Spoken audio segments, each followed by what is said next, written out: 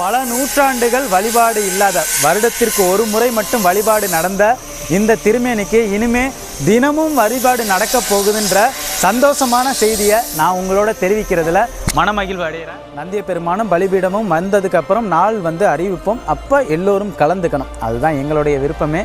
கண்டிப்பாக நல்லதே நடக்கட்டும். மற்றும் ஒரு சுவாரஸ்யமான காணொலியில் நம்ம சந்திப்போம். நன்றி. வாழ்க தமிழி.